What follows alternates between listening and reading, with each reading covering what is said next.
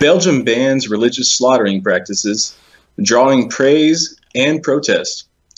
Belgium, home to roughly 500,000 Muslims and over 30,000 Jews, put a ban on the Muslim and Jewish ways of ritually slaughtering animals. The religious minorities in other countries fear they are the targets of bigotry under the guise of animal protection. Animal rights advocates and right-wing nationalists push to ban the ritual slaughter. Director of Global Action in the Interest of Animals, and Greef, said, quote, "They want to keep living in the Middle Ages and continue to slaughter without stunning, as the technique didn't exist back then, without having to answer to the law," she said. "Well, I'm sorry. In Belgium, the law is above religion, and that will stay like that." Good. And bravo to her. Bravo to her for standing up for her law and for pointing out once and for all that religion does not dictate society. Oh, by the way, Renzo in the YouTube live chat is saying the headline is incorrect. Renzo is often right about these things, so I'm going to see. He says the headline is incorrect. It was the federal government that passed this ban. Oh, it wasn't the federal government that passed this ban. It was the regional government of Flanders, Belgium's Dutch-speaking region where I live. Okay, so thank you so much, Renzo, for correcting that. This is why This is why it's great that we have such an active live chat. With so what was it? Just in Belgium, or was it in Brussels? Because it went through the Belgium Constitutional Court, I believe. Yeah, but I think they were trying to challenge it. Maybe through the Constitutional Court, but nevertheless, this is great. Wait, so Renzo? Are you saying this doesn't apply in all of Belgium? Is that what you're saying? Oh, but Renzo continues. Oh, later it's in the northern Belgian region. Yes, northern Belgium of Flanders. Yes. Say Renzo is correcting. Later this year, Walloon, the French-speaking region, will also ban this practice. Yay! Which means that slaughtering. Wait, hold on. Which means that slaughtering without stunning will still be allowed in the Brussels for now. Renzo is also saying that the Constitutional Court might overturn this law, as might the European Court of Justice. Oh fuck! EU law allows for religious exceptions. Fuck, you should fight this. This should become your and EU law is legally superior to national law. Fuck, hey, this is one reason why EU is more regressive than some of the European countries. You know, whenever you're offending both Jews and Muslims at the same time, you're probably doing something right. This is like a huge win for decency, you know, and for humanity and for compassion, right? This is a country showing that it's not going to let religion bully them around. And you know what? When I was recently, not recently, last year I was in Australia, and I did like a short documentary. And one thing I said in the video was when they said halal meat. So this is both against both halal and kosher, right? Kosher, both of them are because just to clarify, why is it? Well, I mean, it's not the same, but the reason why they're both inhumane is because the most humane way to kill animals is with the stun gun, right? Is that what it's called? Well, it's to stun them first. What they use is a stunning bolt, and it basically drives a steel rod into the brain, and it stuns them, so they immediately don't feel pain. But in halal and in kosher practices, the animal has to be clean, which means it can't be stunned, and it has to be killed by having its throat cut and its major arteries opened. And they claim that that they don't suffer, but they didn't have the practice of stunning or the benefit of having the technology of a bolt gun to stun the animals before. Right. And there's a lot of countries in the European Union, like Sweden, Norway, Iceland, Denmark, and Slovenia, that don't allow for any religious exception. That according to it's something to do with their animal rights law. They have to stun the animal before slaughter. But Belgium is one of the European Union countries that still allow for that religious exception. And like we were corrected, it's only been done in the northern part. in Flanders, and then the southern part.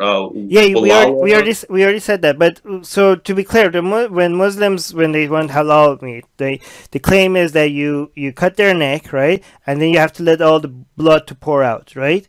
Is that right? Yes, or it's unclean. Yeah, but by the definition of clean in Judaism and Islam is different from what the rest of us mean by clean, because when we say clean, we are talking about no bacteria, nothing that causes you to get sick or something.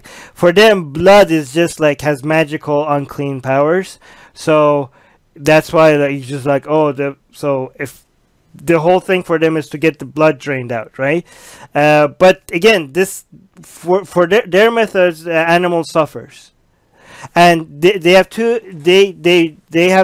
things to fight to fight back against this. First of all, they say like no killing the halal way. Again, I was mentioning about my story in Australia because when I was shooting at an ad for halal meat, I said like, oh, halal means they torture the animals before they die. And a lot of Muslims got offended by that line, and they kept on saying, no, halal is the most humane way to kill animals. And that's bullshit. The stun gun is the most humane way to kill them. But they get really offended by that because they keep on saying that this is actually, Islam made it a lot more humane. And it used to, compared to some other barbaric ways, right? But then, again, this is a whataboutism that they always use because they just compare it to something. To try to justify why their way is humane, they just compare it to something that causes more suffering than the way they do it. But just because it's better than something that is worse than the way you're doing it doesn't mean that the way you're doing it doesn't cause suffering. We know that the most painless way to go through slaughtering animals is not your halal way and not your kosher way, and if you wanna torture animals, well, fuck you. We don't. That's your religious laws, and you do not get to enforce that on the rest of the society. And the fact that EU has religious exemption, that's horrible. Basically, the EU is saying that if you shouldn't. We're gonna support laws that makes animals suffer less, but if you have a magic sky daddy reason for why you want to torture animals, then we let you torture animals. Well, fuck you then, EU, for letting people torture animals. Oh, and the second excuse is that this whole our way is cleaner. And again, that excuse is also bullshit because your definition of clean has some magic thing with blood. The dirty. Again, in Islam, for example, they use the word najas. When they want to translate it to English, they say unclean, but that's bullshit. They mean spiritually unclean. Najas means spiritually unclean. We don't give a shit that something is spiritually unclean. But go on. You want to? Yeah. Whenever you're supposed to slaughter these animals, you're also supposed to say in the name of God whenever you slaughter them, and you're not allowed to. And you're not allowed to. If something has been strangled or stabbed or shot or anything like that, it's not considered halal. Or if it's roadkill or whatever like that. But there has to be a certain prayer, isn't it? Bismillahi Allahu Akbar, isn't that what they say before they cut their throat? They don't say Allahu Akbar. Not everything is Allahu Akbar, Jim. They say I'm pretty sure they do. They say Bismillahir Rahmanir Rahim, which means in the name, or just Bismillah for sure, which means in the name of God, the merciful. Rahman and Rahim both kind of mean merciful. There's a little bit of difference in the definition. But you have to just, and the way we were told in Iran is that you also have to point it towards the Qibla, towards Kaaba.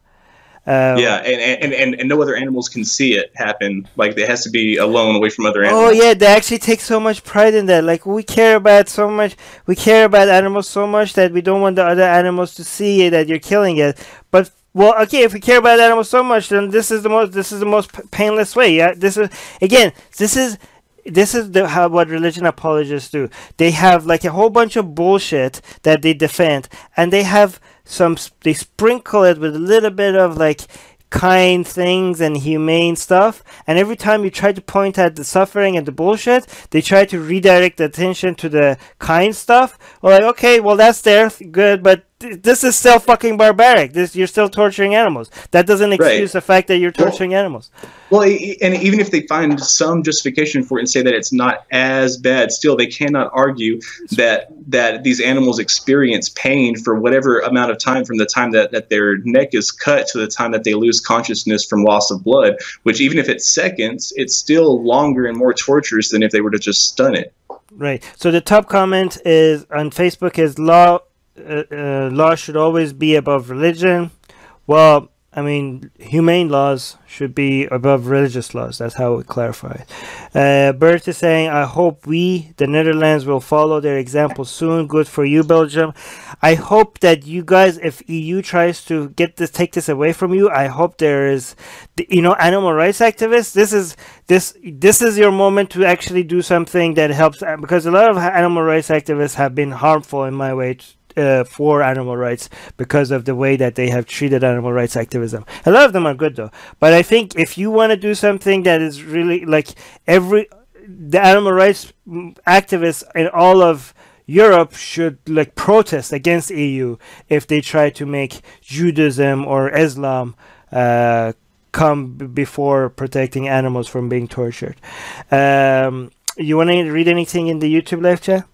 There's only one. Daniel Yerke said, have you seen the movie No Country for Old Men? Oh, that doesn't have anything to do with this. Never mind. Nope, that's it. There's a stun gun in there, I think. That's why they're saying it. Is there? Yeah, Grant is saying, this is good. Let's go back to the way normal people used to slaughter and prepare food.